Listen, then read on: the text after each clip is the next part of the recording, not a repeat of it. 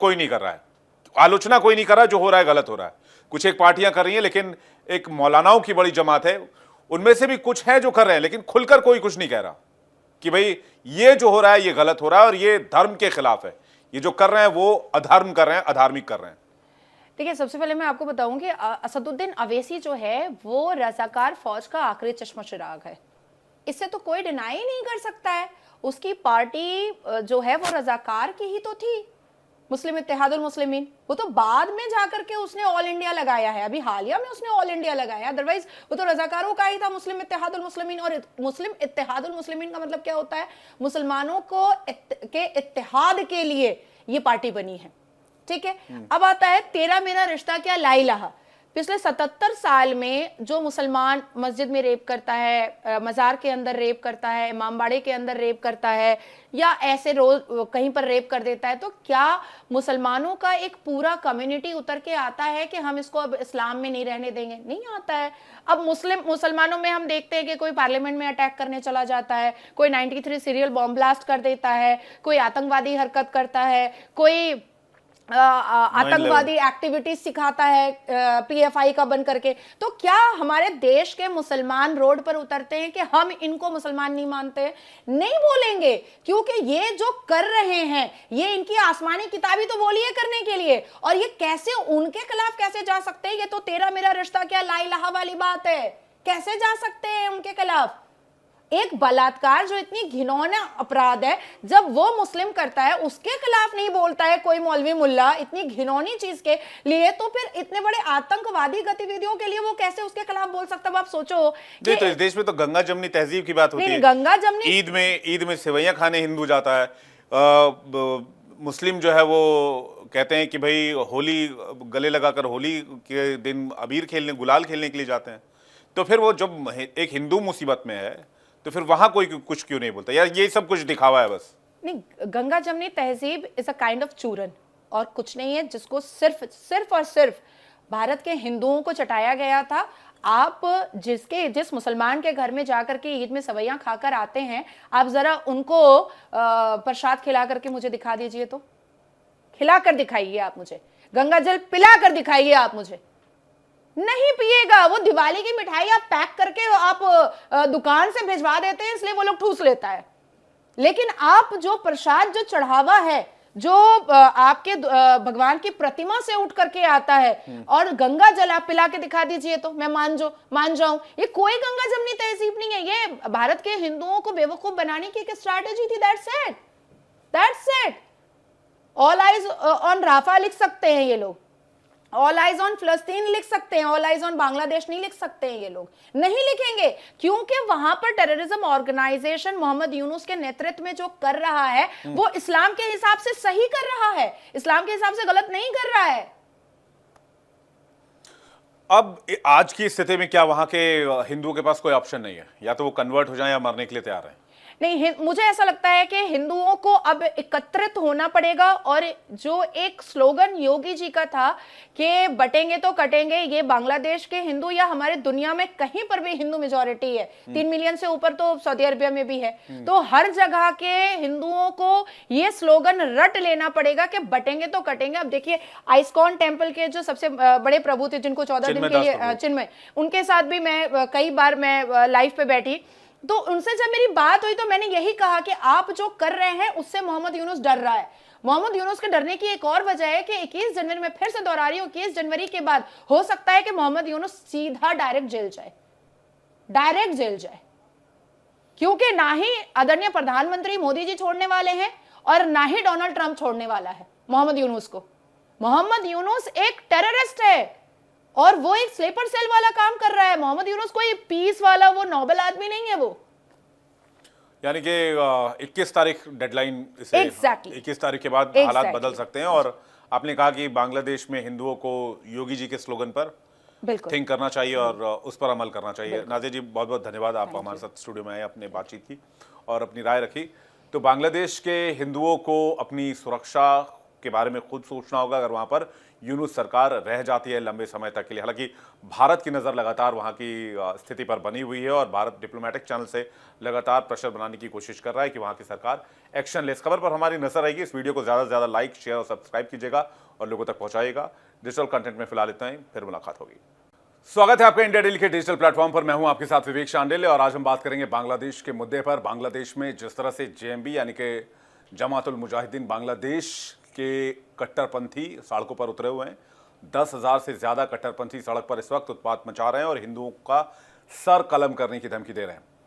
इस वक्त हमारे साथ सोशल एक्टिविस्ट नाजिया एलआईजी जुड़ी हुई हैं और सोशल मीडिया पर काफ़ी चर्चा में रहती हैं, हेडलाइंस में रहती हैं। नाजिया, बहुत बहुत स्वागत है आपका इंडिया डेली के डिजिटल प्लेटफॉर्म पर। नमस्कार मैम। सबसे पहला सवाल मेरा जो आपसे है कि बांग्लादेश की स्थिति को कैसे आंकते हैं आप? वहाँ पर 1,31,00,000 की आबादी हिंदुओं की, जो टोटल पॉपुलेशन का 7% है, लेकिन इतनी बड़ी आबादी होने के बावजूद वो माइनॉरिटी में है और अभी उनके ऊपर डायरेक्ट अटैक किया जा रहा है, सीधे हमले हो रहे हैं। देखिए, ये जो मोहम्मद यूनुस साहब जो फेक एंड फैब्रिकेट वजीर आजम बन करके बैठे हैं, क्योंकि शेख हसीना का कोई रेजिग्नेशन लेटर ना यूएन को मिला है ना इंटरनेशनल कोर्ट को मिला है, क्योंकि शेख हसीना की पार्टी के जो मेयर हैं उन्होंने इंटरनेशनल कोर्ट में जब जाकर के अपील किया है और शेख हसीना का रेजिग्नेशन लेटर मांगा जा रहा है, तो शेख हसीना का कोई लेटर हेड है ही नहीं रेजिग्नेशन। तो ये जो fake and fabricate Mohammad Yunus sahab जो बन करके बैठे, ये एक्चुअली में कोई संवैधानिक लोग नहीं है, ये सारे टेररिज्म ऑर्गेनाइजेशन के दलाल हैं। और इससे पहले भी बैरक ओबामा को जिताने के लिए मोहम्मद यूनुस ने, और वो एक नोबेल प्राइज लेने के लिए मोहम्मद यूनुस ने एक टेररिस्ट हरकत पहले भी दिखाया हुआ है, अभी मोहम्मद यूनुस का परिचय हम लोगों को देना चाहिए कि जमाते इस्लामी का दलाल, हरकतुल इस्लाम का दलाल, हिजबुत तहरीक का दलाल, जैश मोहम्मद का दलाल, एक सारे टेररिज्म ऑर्गेनाइजेशन जो अभी बांग्लादेश में हिंदुओं का सर तन से जुदा करने के लिए खूनी खेल खेल रही है, उन सब की दलाली करने के लिए मोहम्मद यूनुस एक ऊंचे पद पर बैठ करके और उसको इस्तेमाल कर रहा है, उसका मिसयूज कर रहा है। द सेकेंड थिंग इज कि मोहम्मद यूनुस और भी ज्यादा उत्तेजित हो गया है और भी ज्यादा वल्नरेबल हो गया है जब से डोनाल्ड ट्रंप की जीत हुई है, क्योंकि कहीं ना कहीं मोहम्मद यूनुस को यह फील हो चुका है कि शेख हसीना का रेजिग्नेशन लेटर मिला नहीं है और डोनाल्ड ट्रंप जीत गए हैं, और कहीं ऐसा ना हो कि 1971 में जब भारत अपने सहयोग से पाकिस्तान के हलक से बांग्लादेश निकाल करके दिलवा सकता है तो उसके 2 टुकड़े भी कर सकता है। लेकिन मेरा सजेशन मैंने डॉक्टर एस जयशंकर जी को भेजा है, थ्रू मेल भी भेजा है, और मैंने पर्सनली भी मिनिस्ट्री ऑफ एक्सटर्नल अफेयर में जाकर के एक पिटिशन भी दिया है कि बांग्लादेश को आर्मी कूप करे और उसके 2 भाग करे, जिसमें एक हिंद देश हो और एक बांग्लादेश हो। क्योंकि मान लेते हैं कि आने वाले 21 जनवरी डोनाल्ड ट्रंप के शपथ के बाद हो सकता है कि चीजें बेटर हो जाए या शेख हसीना फिर से पद पर बैठ जाए, लेकिन ये सारे जो हिजबुल मुजाहिदीन है, हरकतुल इस्लाम है, जमायते इस्लामी है,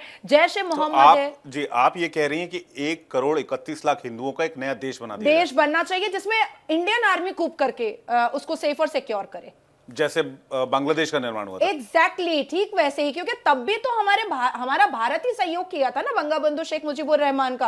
अदरवाइज बंगाबंधु शेख मुजीबुर रहमान में इतनी ताकत तो थी नहीं कि वो पाकिस्तान के हलक से निकाल करके ले आए। और देखिए, ये पाकिस्तान का एक मुक्ति वाहिनी में भी नहीं थी, मुक्ति वाहिनी भी इतनी पावरफुल नहीं थी। और ये देखिए, ये पाकिस्तान एक इशू में आज से नहीं था, 1971 से था। वो इस फ्राग में लगा हुआ था कि शेख हसीना या मुजीबुर रहमान की फैमिली में से अगर कोई हटता है तो पाकिस्तान वहां पर अपने टेररिज्म जितने भी दलाल हैं, जितने भी उसके पपेट हैं, वो वहां पर उतारेगा, अपने गुर्गे बिठाएंगे। एग्जैक्टली। तो ये मोहम्मद यूनुस पाकिस्तान का एक गुर्गा कह सकते हैं। हाँ, एकदम है।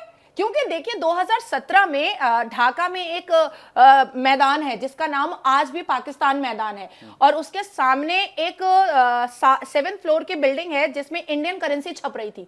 2017 की बात है, और जितने लोग शेख हसीना के नेतृत्व में अरेस्ट हुए थे वो सारे के सारे पाकिस्तानी थे, सारे के सारे। तो वो इंडियन करेंसी क्यों छाप रहे थे? और उसके बाद फिर हमने उत्तर प्रदेश में भी देखा कि एक मदरसे के अंदर इंडियन करेंसी छप रही थी 100 रुपए की। तो ये कनेक्शन कहीं ना कहीं मैच करता है। पाकिस्तान के कई जो पपेट्स है, पाकिस्तान के कई जो स्लीपर सेल है, वो हमारे भारत में भी घुसे हुए हैं। और डरना इसलिए भी भारत को चाहिए क्योंकि ऑलमोस्ट कई करोड़ से ऊपर बांग्लादेशी घुसपैठिया और वो भी मुस्लिम, वो हमारे भारत में एंटर कर चुके हैं और एनआरसी की भी भारत को इमीडिएट जरूरत है। आपने मोहम्मद यूनुस की बातचीत की। मोहम्मद यूनुस नोबेल प्राइज विजेता हैं, नोबेल पुरस्कार शांति के लिए, रिसर्च के लिए, मानव उत्थान के लिए दिया जाता है। तो एक तो नोबेल प्राइज को लेकर क्वेश्चन है। दूसरा सवाल ये कि जेएमबी की बात में कर रहा था, जमातुल दावा जमातुल मुजाहिदीन बांग्लादेश, जेएमबी। तो जमातुल मुजाहिदीन का जो कॉन्सेप्ट है वहां पर शरिया लाने का है, कि बांग्लादेश को इस्लामिक राष्ट्र बनाया जाए, यहां पर प्योर शरिया कानून इम्पोज किया जाए, जैसा कि अफगानिस्तान में जब तालिबान राज शुरू हुआ तब हमें देखने को मिला। तो भारत के लिहाज से ये कितना डेंजरस है? भारत के बॉर्डर पर क्या एक और पाकिस्तान बनता हुआ हम देख रहे हैं? हालांकि वो 1971 से पहले पाकिस्तान ही था।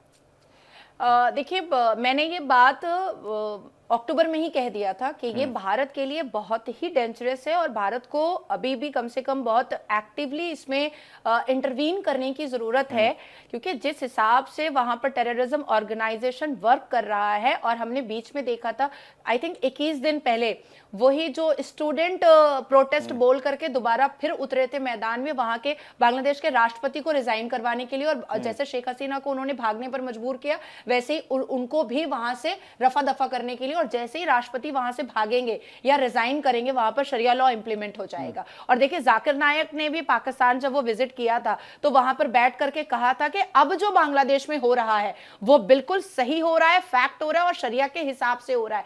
तो शरिया जैसे ही वहां पर इंप्लीमेंट होगा, वैसे ही सरतन से जुदा is very normal, very normal. जी, मैं आपको एक खबर पढ़ के सुनाता हूं। जी, राजधानी ढाका में वहां के जो मोहम्मद यूनुस सरकार है, काम चलाऊ सरकार, जी, उनके घर के बाहर मौलानाओं ने तकरीर की। जी, बड़े बड़े इस्लामिक स्कॉलर वहां पर पहुंचे, बड़े बड़े उलेमा शामिल हुए। जी, पहले बांग्लादेश सचिवालय के आसपास इंसानी जंजीर बनाकर इस्कॉन पर पाबंदी लगाने की बात कही गई। फिर इस्कॉन को आतंकवादियों की जमात बताया और इस्कॉन मंदिर को काफिरों और दहशतगर्दों का अड्डा बताया। इसके बाद मौलाना कहते हैं कि अगर इस्कॉन पर पाबंदी नहीं लगती है तो मुसलमान खुद इस्कॉन का खात्मा करेंगे और इस्कॉन के लोगों का सर कलम कर देंगे। तो ये एजेंडा क्या है? ये एजेंडा शरिया का है, इस्लाम का ही है, जो हमारी आसमानी किताब से आ रहा है। सूरह अल काफिरून में आप पढ़िएगा तो आपको समझ में आ जाएगा कि भाई सूरह अल काफिरून में साफ लफ्जों में लिखा हुआ है कि काफिरों को खत्म करना है और इस पूरी धरती पे फतह करना है। आप सोचिए ना, जैश ए मोहम्मद, इसका मतलब क्या होता है? मोहम्मद की सेना। लश्कर तैयबा, इसका मतलब क्या होता है? जो कलमा तैयब पढ़ते हैं उसकी लश्कर। जमात इस्लामी, जमातुल मुजाहिदीन का मतलब क्या है? ये एकत्रित होकर के जमात बना, मुजाहिदीनों का जमात। हाँ, जमात इस्लामी, इस्लाम के मानने वालों की जमात, हरकतुल इस्लाम, इस्लाम के मानने वालों की हरकतें। अब ये भी तो सोचिए ना कि ये जितने भी नाम हैं ये तो इस्लाम से जुड़े हुए हैं, प्रॉफिट मोहम्मद से जुड़े हुए हैं और अल्लाह से जुड़े हुए हैं ये सारे नाम। तो ये तो वही कर रहे हैं जो इन्होंने आसमानी किताब में पढ़ा है। इस पूरी पृथ्वी को मुसलमानों की पृथ्वी बनानी है। ये उम्मा का कॉन्सेप्ट है। एग्जैक्टली। और ये सिर्फ ऐसा नहीं है कि ये सिर्फ शरिया में लिखा हुआ है, ये हमारे अल कुरान में खुद लिखा हुआ है, बिल्कुल लिखा हुआ है। सूरह अल काफिरून उठा करके पढ़े, सूरह अल अनफल उठा करके पढ़े कि कैसे लूटना है, मारना है, काटना है, खत्म करना है। यहां तक कि कई आयतों में यहां तक लिखा हुआ है कि अगर आपके सामने कोई काफिर आ जाए तो आप उसको ऐसे सिंपल मत मारो, आप उनको डुबाओ, उनको उनकी चमड़ियां उधेड़ो, उनको गर्म पानी में उनको डालो और उसके बाद फिर उसको मृत्यु दंड दो। अब उस प्रोसेस में अगर वो इस्लाम कबूल कर लेता है तो मतलब वो सूरह तौबा में आ जाता है कि अगर वो इस्लाम कबूल कर लेता है तो अल्लाह बहुत बड़ा है, उसको बख्शने वाला। और अगर तब भी वो इस्लाम बांग्लादेश में भी तो शायद कुछ यही खबरें मिल रही हैं कि सबको कहा जा रहा है कि आप इस्लाम कबूल कर लो, ऑब्वियसली। वरना आप सोचो ना कि प्रोफेसर जो वहां के हैं उनको या तो आप रिजाइन करो या तो इस्लाम कबूल करो। वहां पर जितने 2 फुट या 3 फुट या मौलाना है वो क्या कह रहे हैं कि आईएएस की सीट पर वो बैठेगा जो ला इलाहा इल्लल्लाह मुहम्मदुर रसूलुल्लाह पढ़ना जानता होगा, आईपीएस के चेयर पर वो बैठेगा जो अशहदु अल्ला इलाहा इल्लल्लाह व अशहदु अन्ना मुहम्मदन अब्दुहु व रसूलुहु पढ़ना जानता होगा। मतलब आपको क्रैक नहीं करना है एग्जाम, आपको कुछ नहीं जानना है। आपको अगर इस्लामी तालीम है तो आप बन सकते हैं, इस्लामिक कट्टरपंथी वाला नेचर आपके अंदर है तो आप वहां पर किसी भी पद पे बैठ सकते हो। हजारों लोग, हजारों हिंदुओं ने वहां रिजाइन करना पड़ा और मुझे ऐसा लगता है कि शायद 180 लोगों ने कन्वर्ट किया है इस्लाम में और अपनी वो नौकरी में टिके रहे हैं, नौकरी बचाने के लिए। हाँ, और बाकी लोगों ने रेजिग्नेशन किया है। हाँ? अब इसमें इसके दो पहलू हैं। बांग्लादेश में जो हो रहा है उस पर भारत सरकार का कंट्रोल नहीं है। भारत सरकार डिप्लोमेटिक चैनल से प्रेशर बना सकती है या दूसरे तरकीब अपना सकती है। इससे दूसरा पहलू आप ये देखेंगे कि जब गाजा पर हमला हुआ, इजराइल ने किया, जी, जब हमास ने इजराइल पर अटैक किया तो उसके खिलाफ इस देश में कोई आवाज नहीं कोई उठी। आवाज नहीं थी। लेकिन जब इजराइल ने रिटालिएट किया, बेशक हमारा एज अ कंट्री, हमारा एज अ देश ये मानना रहा है कि हम युद्ध का नहीं, बुद्ध की बात करते हैं, लेकिन इसमें वाइस वर्सा कैसे हुआ कि भाई एक सांसद साहब हैं, बड़ी पार्टी के चीफ हैं, ओवैसी साहब, वो जय फिलिस्तीन का नारा लगाते हैं ओथ लेते समय। कई नेता बात करते हैं कि भाई फिलिस्तीन को हमने एज अ कंट्री मान्यता दी, उसकी हम बात क्यों नहीं करते, हमने जंग क्यों नहीं रुकवाई, हमने सपोर्ट क्यों नहीं किया। फिलिस्तीन के समर्थन में कई यूनिवर्सिटी कैंपसेस में मार्च निकाले जाते हैं, कैंडल मार्च निकाले जाते हैं। लेकिन वही चीज जब माइनॉरिटी हिंदुओं को निशाना बनाया जाता है, बांग्लादेश में तो नहीं होती, रईसी में बस पर अटैक किया जाता है, जम्मू के रईसी में बस पर अटैक किया जाता है तो श्रद्धालुओं की मौत होती है, तो उस पर नहीं होता है। तो जब हिंदू किसी देश में माइनॉरिटी हैं, उनको टारगेट किया जाता है, तब इस देश में कोई नहीं बोलता। हालांकि आज की तारीख में सब ये कह रहे हैं कि भाई सरकार, केंद्र सरकार, मोदी सरकार कुछ करे, लेकिन उसको कंडेम क्यों कोई नहीं कर रहा है, आलोचना कोई नहीं कर रहा। जो हो रहा है गलत हो रहा है। कुछ एक पार्टियां कर रही हैं, लेकिन एक मौलानाओं की बड़ी जमात है, उनमें से भी कुछ है जो कर रहे हैं, लेकिन खुलकर कोई कुछ नहीं कह रहा कि भाई ये जो हो रहा है ये गलत हो रहा है और ये धर्म के खिलाफ है, ये जो कर रहे हैं वो अधर्म कर रहे हैं, अधार्मिक कर रहे हैं।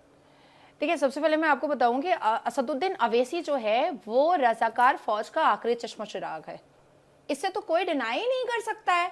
उसकी पार्टी जो है वो रजाकार की ही तो थी, मुस्लिम इत्तेहादुल मुस्लिमीन। वो तो बाद में जाकर के उसने ऑल इंडिया लगाया है, अभी हालिया में उसने ऑल इंडिया लगाया, अदरवाइज वो तो रजाकारों का ही था, मुस्लिम इत्तेहादुल मुस्लिमीन। और मुस्लिम इत्तेहादुल मुस्लिमीन का मतलब क्या होता है? मुसलमानों को के इत्तेहाद के लिए ये पार्टी बनी है, ठीक है। अब आता है तेरा मेरा रिश्ता क्या ला इलाहा। पिछले 77 साल में जो मुसलमान मस्जिद में रेप करता है, मजार के अंदर रेप करता है, इमामबाड़े के अंदर रेप करता है, या ऐसे रोज कहीं पर रेप कर देता है, तो क्या मुसलमानों का एक पूरा कम्युनिटी उतर के आता है कि हम इसको अब इस्लाम में नहीं रहने देंगे? नहीं आता है। अब मुसलमानों में हम देखते हैं कि कोई पार्लियामेंट में अटैक करने चला जाता है, कोई 93 सीरियल बॉम्ब ब्लास्ट कर देता है, कोई आतंकवादी हरकत करता है, कोई आतंकवादी एक्टिविटीज सिखाता है, PFI